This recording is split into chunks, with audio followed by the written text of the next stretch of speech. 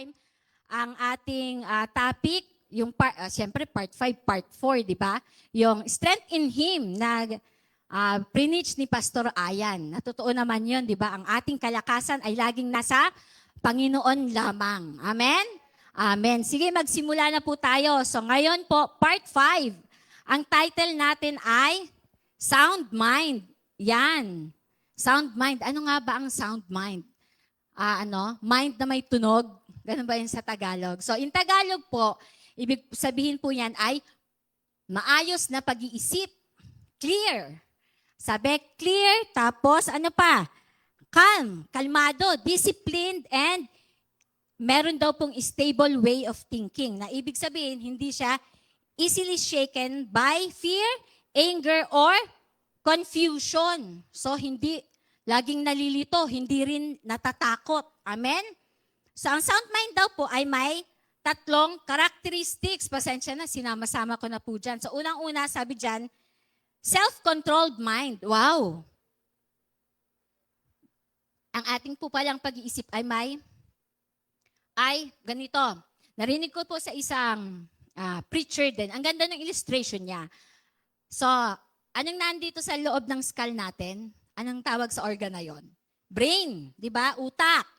Pero yung mind po, in Tagalog, ginawa natin kanina, pag-iisip. So, ang difference po nila, yung brain natin or yung organ, yun daw po yung piano. Tapos yung pag-iisip, o tayo, yung nag-iisip, tayo ang mga pianista. So, in short po, yung ating mind ay hindi pwedeng mag-isip on his or her own. Amen? Hindi pwedeng mag-function siya. Merong dapat nagko-control sa kanya. Kaya ang isa sa mga number 1 characteristics niya ay, ito daw po ay dapat self-controlled. Anong ibig sabihin nun?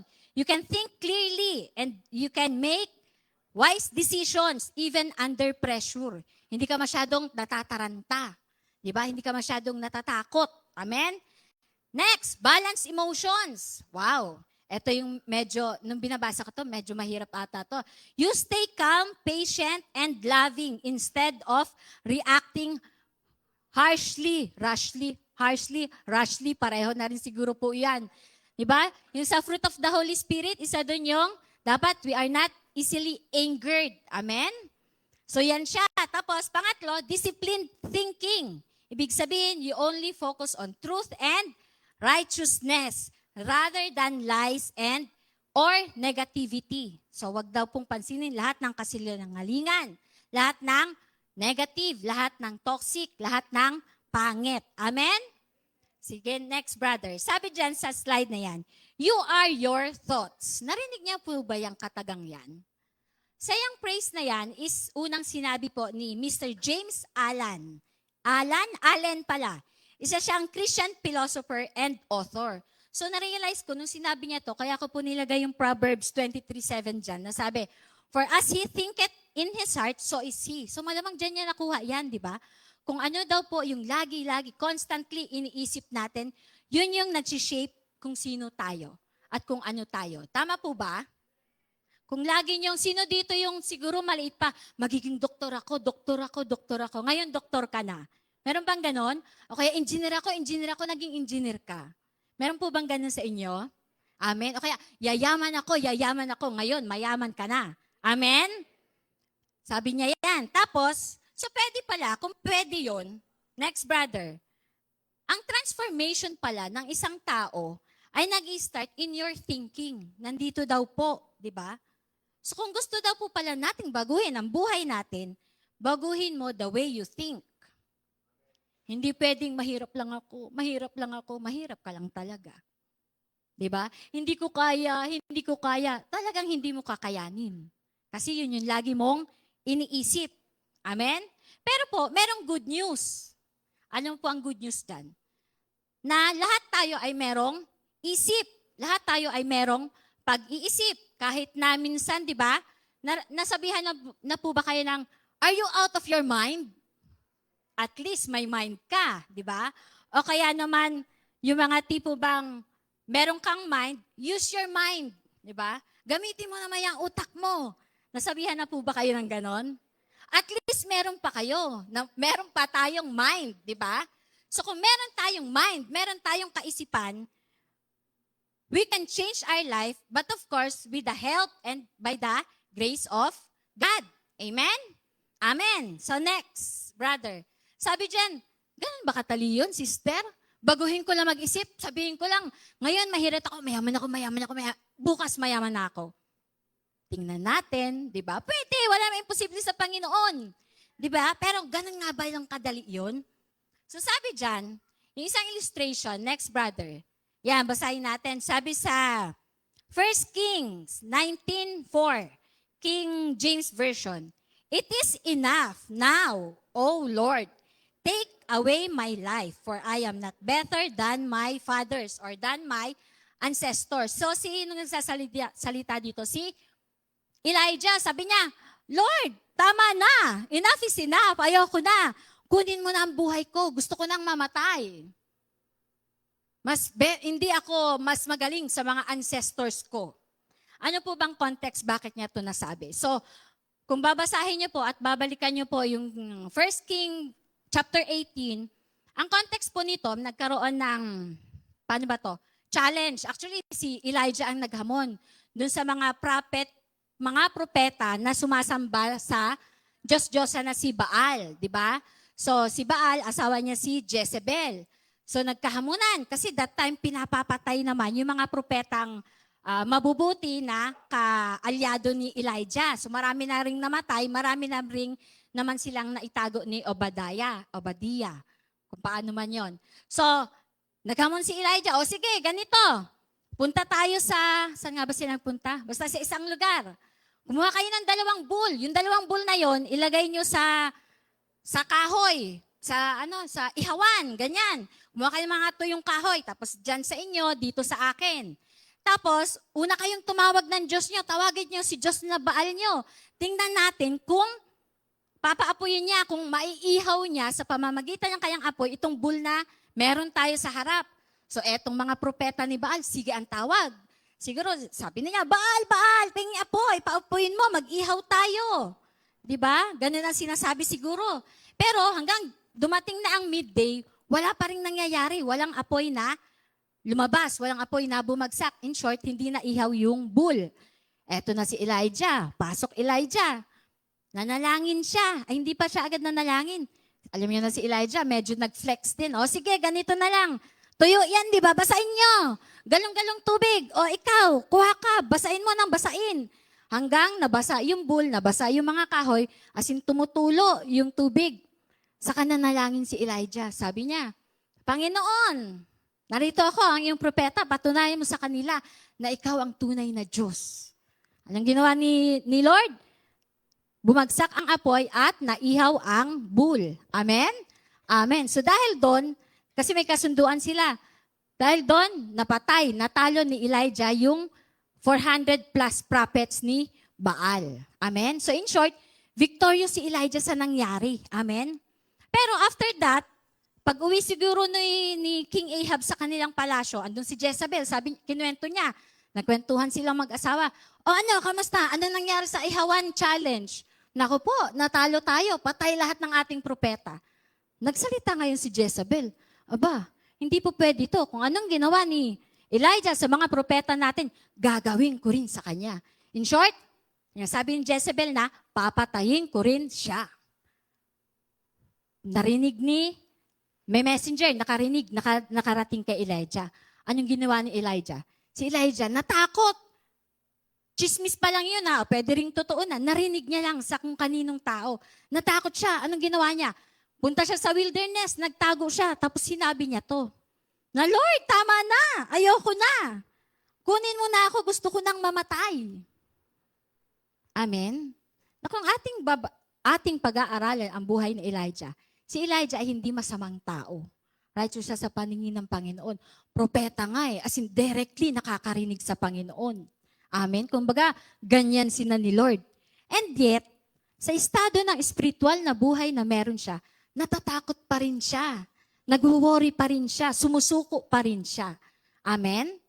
Amen. Na sometimes, ganun din tayo para tayong si Elijah. Tama? Na merong mga circumstances sa buhay natin na talaga namang napapasabi tayo, tama na Lord, bakit ako pa Lord? Tama po ba?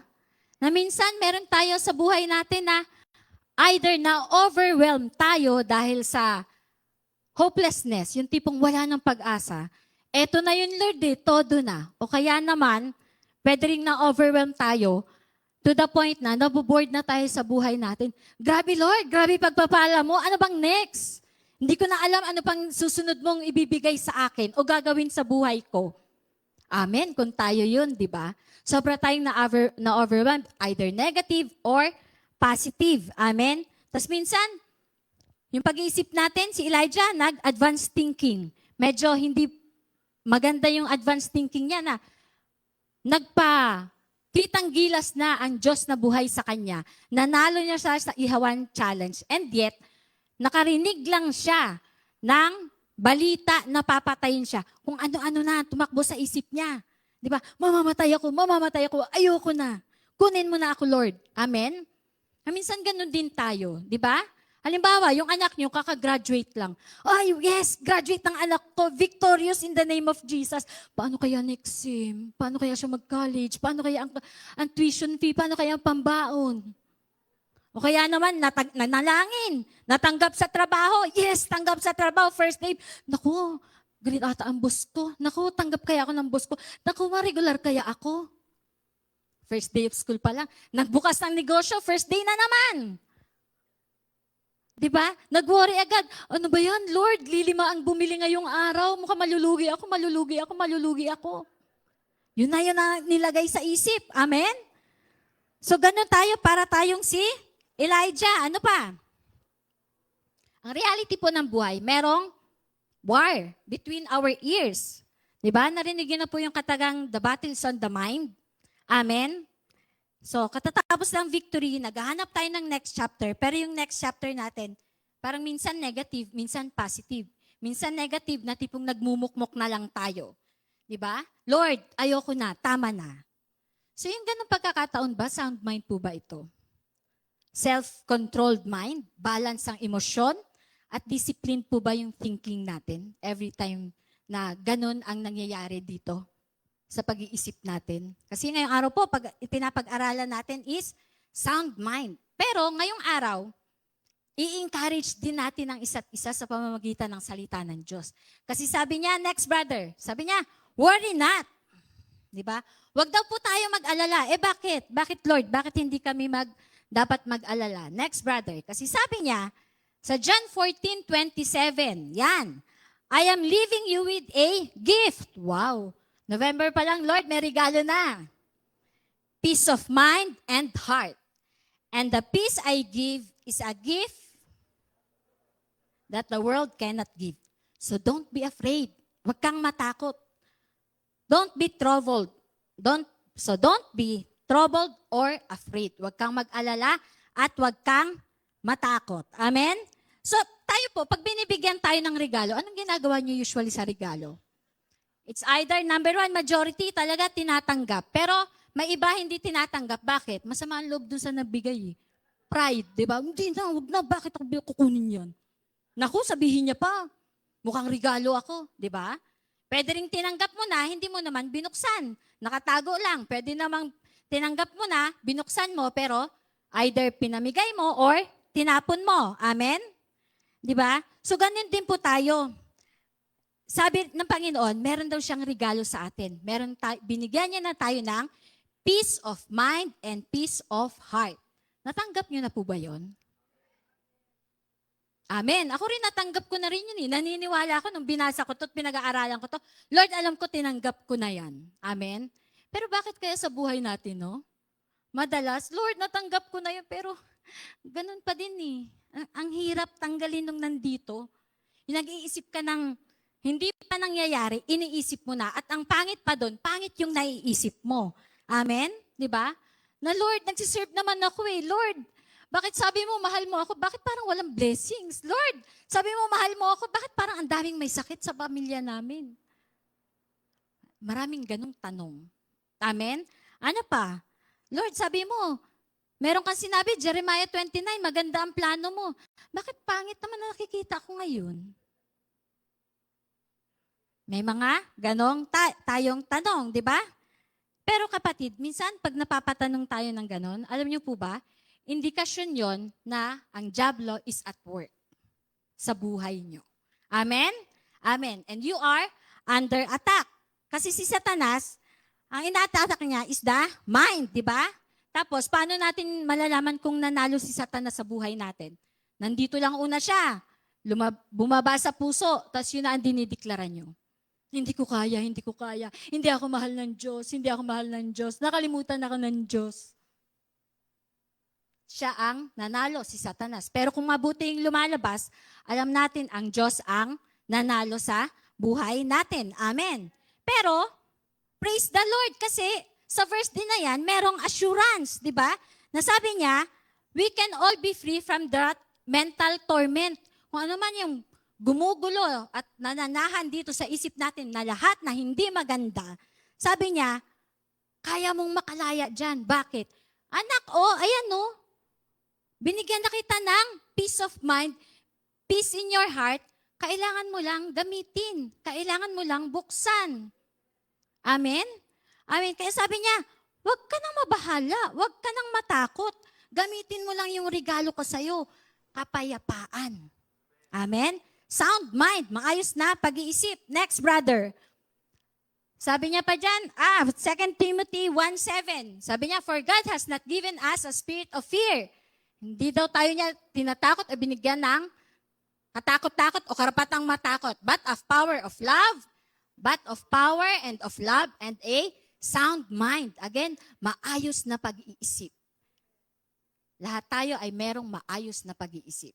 Alam niyo po, bago ko pala tayo magpatuloy, disclaimer lang po, hindi po natin binibilitel o minamaliit or dinidisrespect yung mga taong reality ito ng buhay, merong mga mental health, di ba?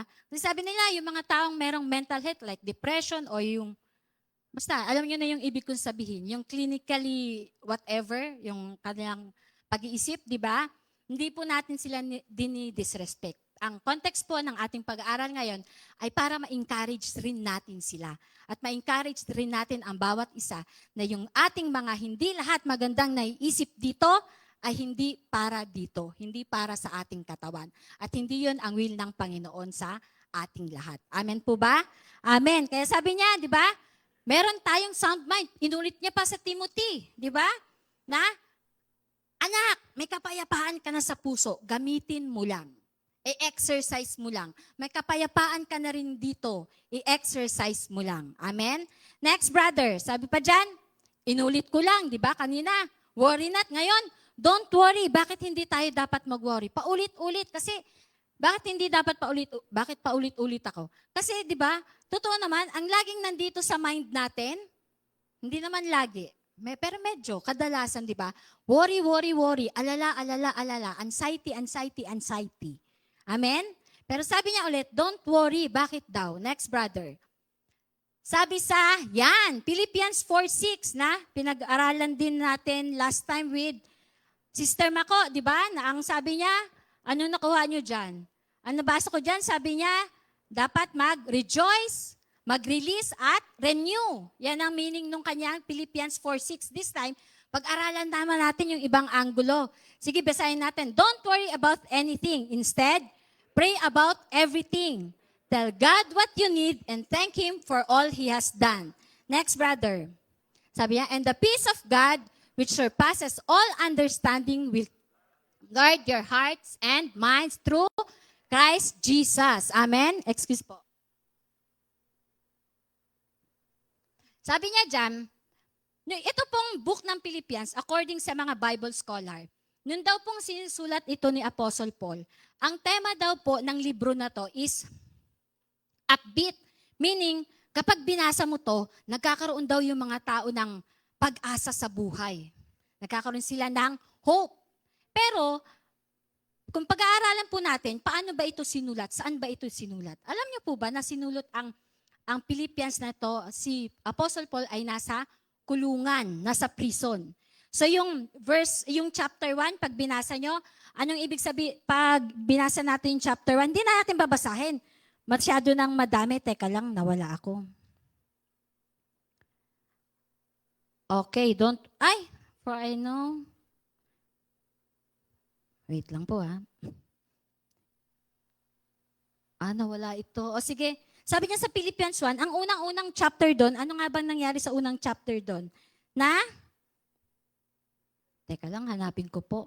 Ang una doon is, nalaman nila na nakakulong na si Paul, di ba? Nakakulong si Apostle Paul. Tapos pangalawa, dahil nakakulong na yung kanilang leader, ano yung pangalawang nangyari? Nagkaroon na ng worry, ng anxiety yung mga members ng church. Teka lang, anong gagawin natin sa chapter 2 to? Wala na si Apostle Paul. Sinong maglilid? Paano tayo maglilid? Anong gagawin? Nagkakaroon na ng lituhan. Nagkakaroon na ng alalahanin. Tapos yung chapter 3, kung inyo pong babasahin, nagkaroon na ng lumabas na ang mga false prophet. Yung mga maling mga teachers na binabaluktot yung mga tinuro ni Paul about Jesus Christ.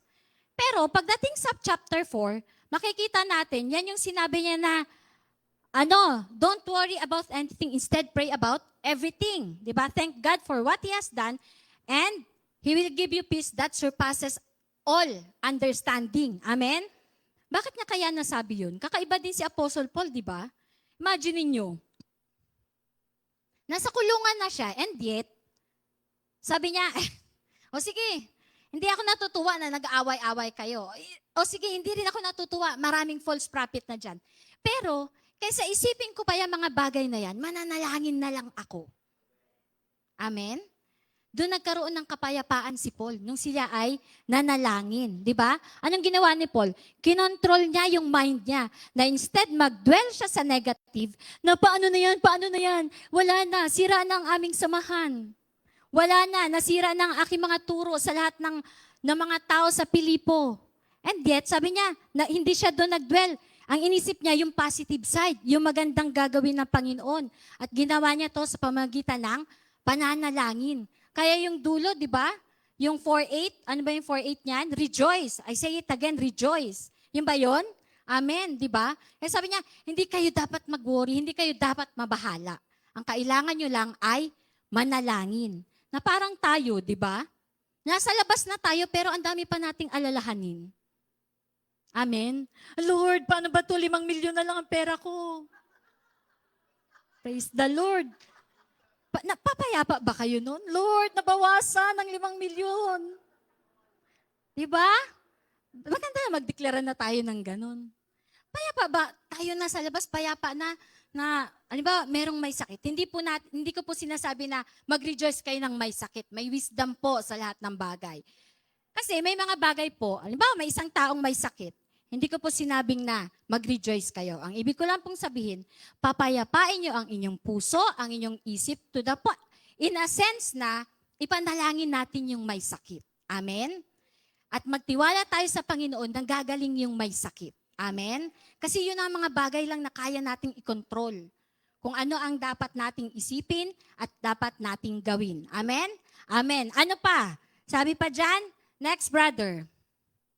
Yan. You are in my thoughts. Sabi niya, worry not, don't worry. Tapos, sabi niya pa dyan, you are in my thoughts. Next brother. Bakit kaya nasabi ni Lord yan? Jeremiah 29:11, King James Version, sabi niya, for I know the thoughts that I think towards you, saith the Lord. Thoughts of peace and not of evil, to give you unexpected end. Wow. Kapatid, hindi pa tayo pinapanganak, alam na ni Lord ang ending ng buhay natin. Amen? Sabi niya, huy, anak, hindi pa ka pa pinapanganak. Alam ko na ang ending. Huy, anak, bago ka pa ipanganak, naisip na kita. Nasa isip na kita. At ang plano ko sa iyo, laging maganda, hindi masama. Amen? Yun ang sinasabi ng verse na yan, di ba? God's thoughts brings life, peace, and clarity. So kung ang ating iniisip ay hindi maganda, hindi nagbibigay ng buhay, at magulo, ibig sabihin, hindi yun galing sa Panginoon. Galing yun sa dyablo, galing yun sa kalaban. Amen? So kaya mga kapatid, every time na meron tayong may isip na hindi maganda, dito, get rid of those. Yung stress, yung anxiety, yung worry, di ba? Kasi, sinabi niya na, Naisip niya na ang ending at ang ending ay laging mabuti. Hindi ka na daw dapat mag-alala. Huwag mo nang pasukan to ng kung ano-ano. Amen? Mabuti ang plano ng Diyos sa ating lahat. Laging mabuti, punong-puno ng pag-asa. Amen? Amen. Tapos tayong mga tao minsan, napansin nyo, pag tinanong kayo, uy, brother, uy, sister, malapit na ang end of the world. Anong sagot nyo? Ay, okay lang ako. Tinanggap ko ng Panginoon. I am at peace. Sure to, sa langit to. Di ba ganun tayo mga Kristyano? By faith, yung ating sinasabi, yung ating deklarasyon. Amen. Uy, end of the world na. Okay lang yan. At peace to, kay Jesus ang punta nito sa langit. Amen. Pero pag end of the month, tingnan nyo, alam nyo na? Pag end of the month, Lord, wala na namang laman. Saan ako kukuha ng pambayad ng kuryente, ng tubig, baon ng mga bata, may sakit pa, pambili ng gamot, pamasahe. Mas nag-aalala tayo sa end of the month kesa sa end of the world. Amen? Worries. Simpleng bagay. Hindi ko po minamaliit na minsan wala tayong pambayad sa mga Judith tsaka sa mga Jonah. Di ba? Hindi po natin minamaliit yun. Ginagawa lang natin example na minsan totoo naman. Yung mga bagay na ganon, na alam naman natin na ang Diyos natin na may-ari ng langit at lupa, lahat ng inyong nakikita at hindi nakikita. And yet, hindi tayo, minsan, paano ba? Nakakalimutan nating manalangin, nakakalimutan nating magtiwala na kaya niyang ibigay yung pambayad sa end of month bills natin. Amen? Amen. Tapos ano pa sabi niya? Minsan, ayan, kanina, puro tayo bagyong Uwan, bagyong Tino, di ba? Nangyari na si Tino, si Uwan naman ngayon. Meron pa tayo, nakita ko rin kay Sister Mako, yung the big one, yung lindol, di ba? Imagine niyo to. Halimbawa, ganito yung isang tao. Hindi pa dumadating yung big one, di ba? Tapos ikaw, halimbawa, ako na lang siguro yun. Ako yung taong warrior. Isip ako ng isip, Lord, Baka dumating na araw-araw. Lord, dalangin ko, wag dumating ang big one. Lord, ang big one. Lord, ang big one. Puro ka big one, big one.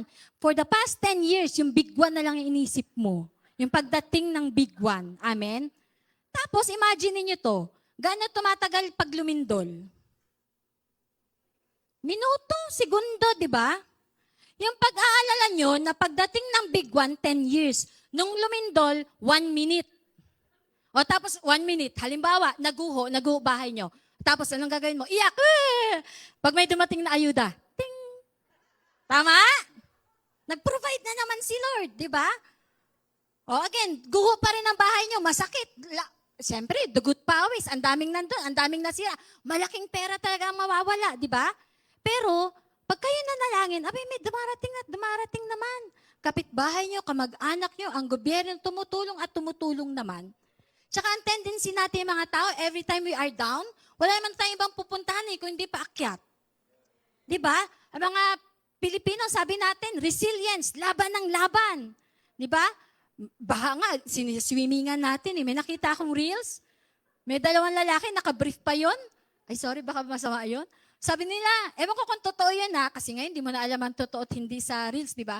Sabi nila dun sa video, salamat po, DPWH, natuloy na yung swimming namin. Mga Pinoy talaga no? Pero come to think of it, ganun tayo. Ang haba ng panahon, pinag-alalahan natin yung mga bagay-bagay na hindi pa nangyayari. And yet, nung nangyari, ting! Instantly, nangyari, ang bilis lang. Tapos nakabangon ka naman. Amen? Amen. Kaya sabi again ni Lord, di ba? Alam ko na ang plano ko sa'yo, anak. Laging maganda. Minsan, siguro may lubak, may konting kumunoy, pero iaahon pa rin kita. Amen? Sabi niya, expected na yung ending mo. Mabuti at maganda. Amen? Amen. So pag ganon, sino ang talo? Ikaw lang yung nag-isip ng hindi maganda Ikaw lang yung naglagay ng negative thoughts dyan. Kaya dapat tayo mga kapatid, every time na mayroong negative, may mga worry na hindi naman dapat ikabahala, ika-worry, out. Amen? Out in Jesus' name. Amen? Pero minsan, di ba? Ano sabi? Next, brother.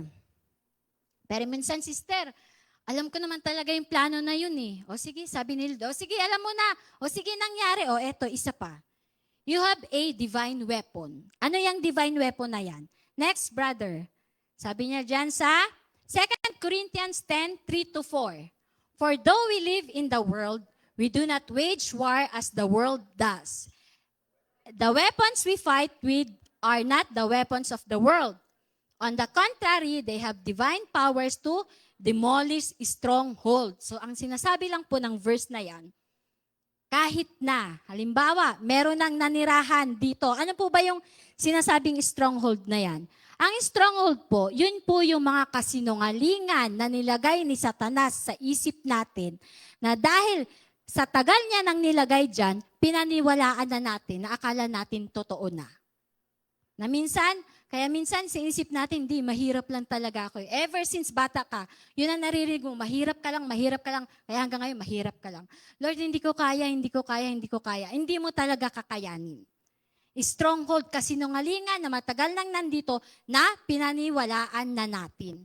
Pero sabi ni Lord, oh anak, alam ko na yan, magkakaroon ka ng stronghold dito. Pero huwag kang matakot kasi binigyan kita ng divine power. Ibig sabihin, supernatural power. Ano ba yung supernatural power na yon?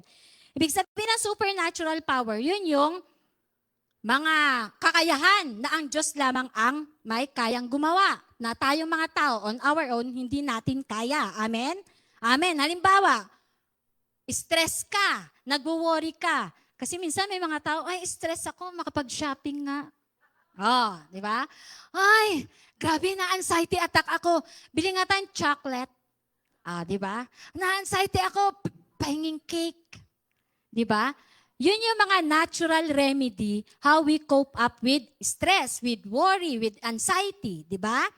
Minsan, maglalaro ka ng mag-exercise ka. Gagawin mo yung hobby mo. So, pwede yun. Hindi naman po masama yun. Pwede yun. Pero, kapag stronghold na matagal nang nandito, paulit-ulit na, to the point na minsan, nade-depress na ang isang tao, stronghold na po yun. Matagal nang pinaniniwalaan dito, pero kasinungalingan naman. So, next brother, meron daw pong ways how we battle the stronghold. So, ano-ano yun? Number 1, of course, the Holy Scriptures, ang pagbabasa, pag-meditate ng Biblia. Tandaan po natin na ang salita ng Panginoon ay nanggaling muna sa kanyang isip. Parang tayo, di ba? Hindi naman tayo nagsasalita, hindi natin naisip eh. Tama? So God's words are God's thoughts. Holy Scripture. Alam niyo po, ang mga demon, kinakast out natin sila by the anointing of the Holy Spirit. Amen? And the demons come and go. Pero ang stronghold po, kinakast out natin yan, binibreakdown natin yan, slowly by the Holy Scripture. Kasi kung ano yung naiisip natin ditong kasinungalingan, halimbawa, ano bang naisip niyong kasinungalingan na nilalagay sa inyo ng Diablo? Hindi na ako gagaling. Mamamatay na ako. Anong sabi sa Holy Scripture? By the stripes of Jesus, you are healed. Amen? So, papalitan daw natin yun. Kung ano yung pangit, kasinungalingan dito, palitan natin ng salita ng Diyos. Amen? Amen. Number 2, being in the community. Ibig sabihin, fellowship. Tama po. Itong ginagawa natin, nagfi-fellowship tayo. Ano pa? Mga small group, Bible study, mga prayer meeting. Amen? Amen. Kailangan, meron tayong kasamang kapatiran natin. Huwag yung halimbawa, nangihina yung kaibigan mo, nangihina ka rin. Nung nagsama kayo, oo nga hanggang dito na talaga ang buhay.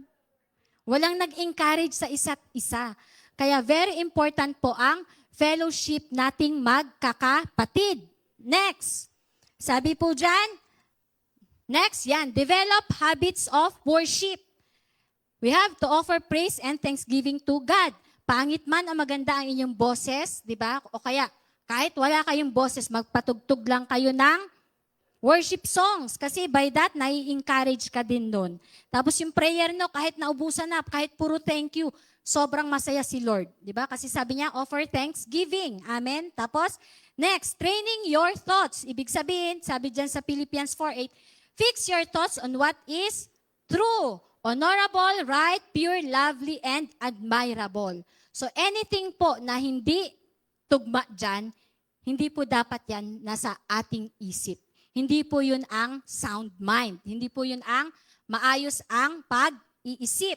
Amen? Amen. Next po. Yan. Next, brother.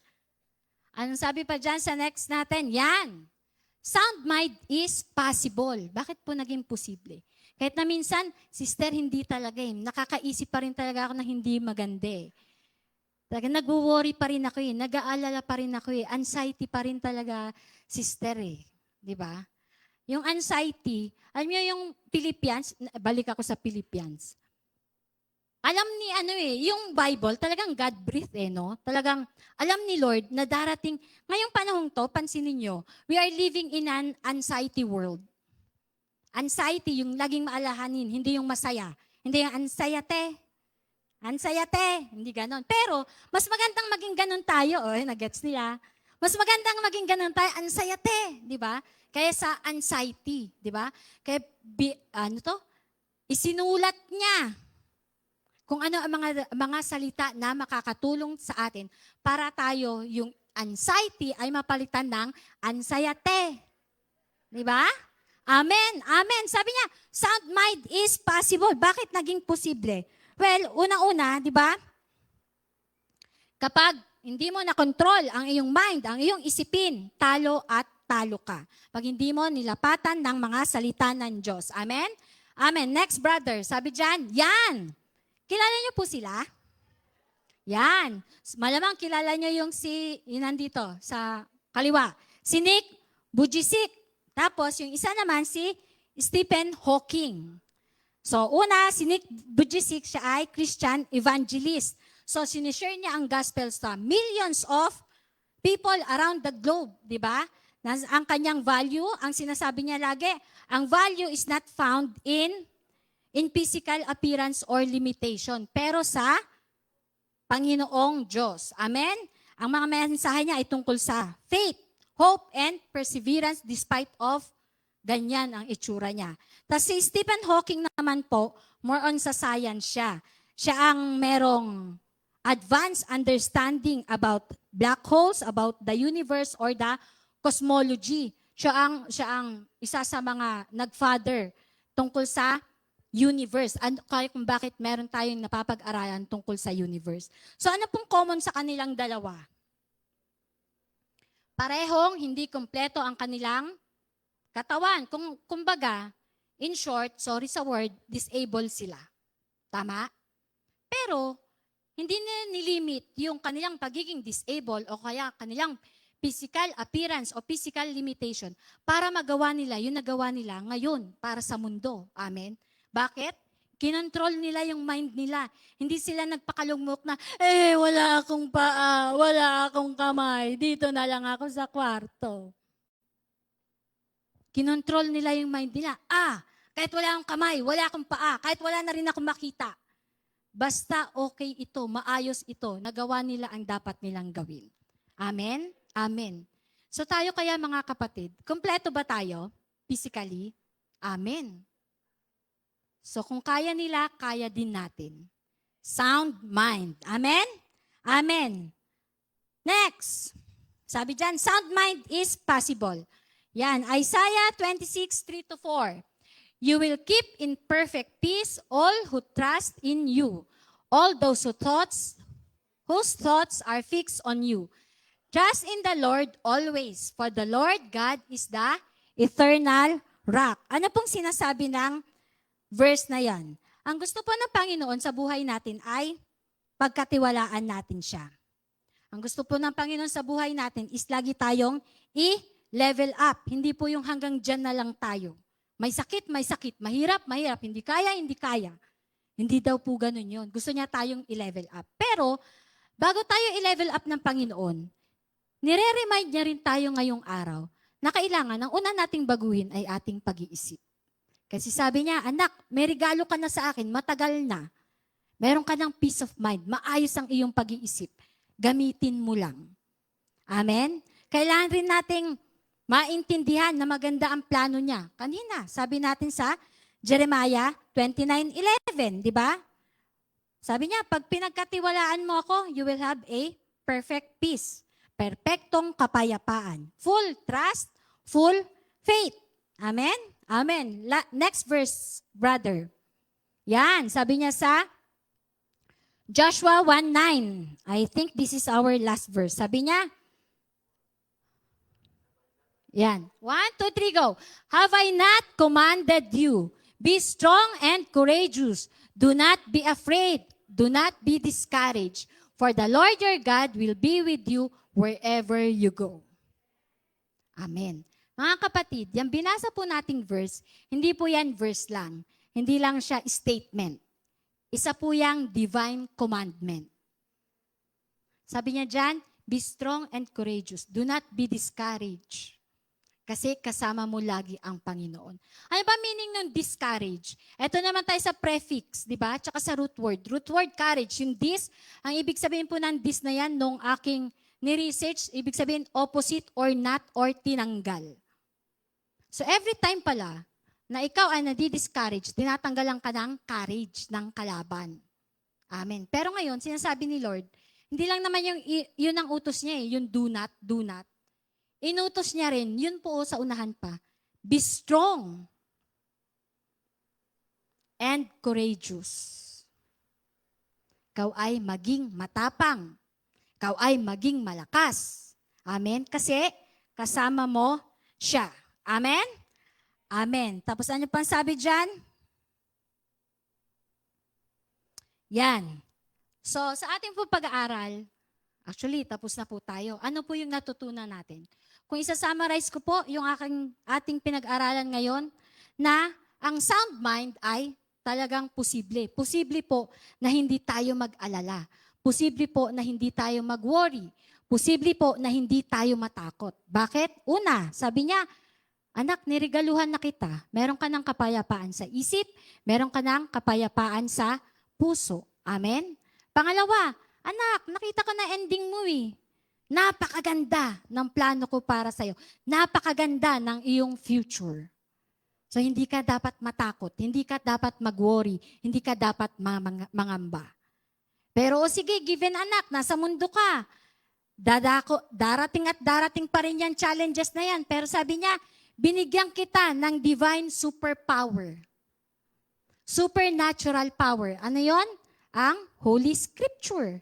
Kailangan mo lang basahin, kailangan mo lang i-meditate, kailangan mo lang i-declare, at kailangan mo lang ilagay dito.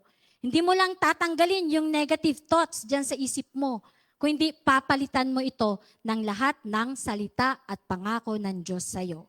Amen?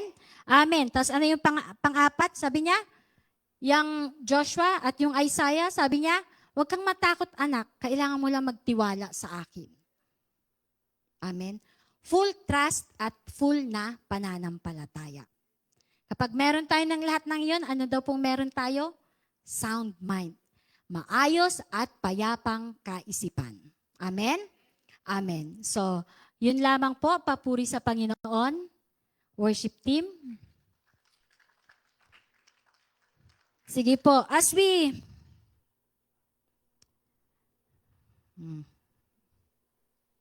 Sige po, as we worship the Lord ulit ngayong umagang ito, sa ating pong pag-e-end ng ating preaching na ito, ng ating pag-aaral. Habang pong inaawit natin tong kantang to, ating pong alalahanin. Teka. Meron akong naalalang, wait, yan. Sige po. Wala na po ito dun sa preaching ko, pero nire-remind lang ni Holy Spirit. Luke 10:38 to 42. Pwedeng pakilabas, brother. Luke 10:38 to 42.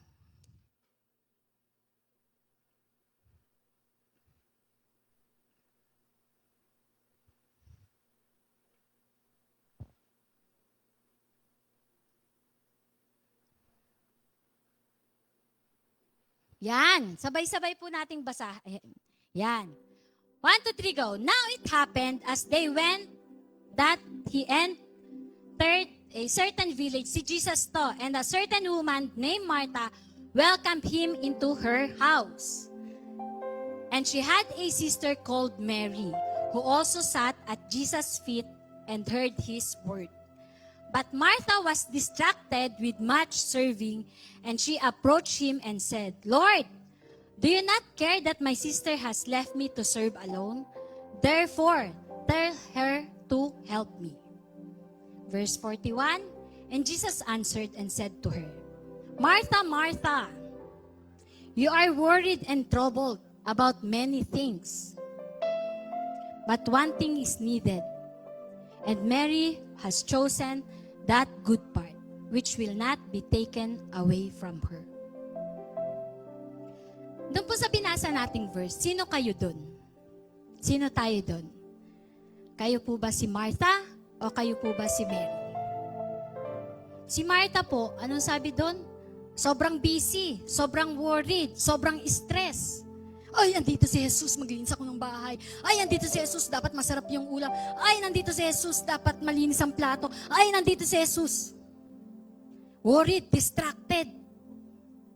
O tayo po si Mary. Na nung dumating si Jesus, pinili niya na umupo lang sa tabi ni Jesus Christ at makinig sa Kanya. Nagreklamo pa si Martha, Lord, ano ba yan? Hindi ba nakikita ang tamad ng kapatid ko? Hindi man lang tumulong. Pero ang sabi ni Jesus, Martha, pinili ni Mary kung ano ang nararapat na gawin. Sabi ni Jesus, isa lang ang dapat gawin at ginawa ni Mary yun. Ang umupo sa tabi ko. Ang umupo sa paanan ko. And right now, I believe nire-remind tayo ng Panginoon. Despite of all the worries, the problems, the issues, the challenges, the anxieties na meron tayo sa buhay, sabi niya sa verse na to, one thing is required. Sit beside me. Listen to me. And as we worship the Lord ngayong umaga, naniniwala po ako na ipaparamdam niya sa ating lahat ang kapayapaan na meron siya. Imagine natin, tayo yun si Mary, nakaupo sa paanan ni Jesus Christ.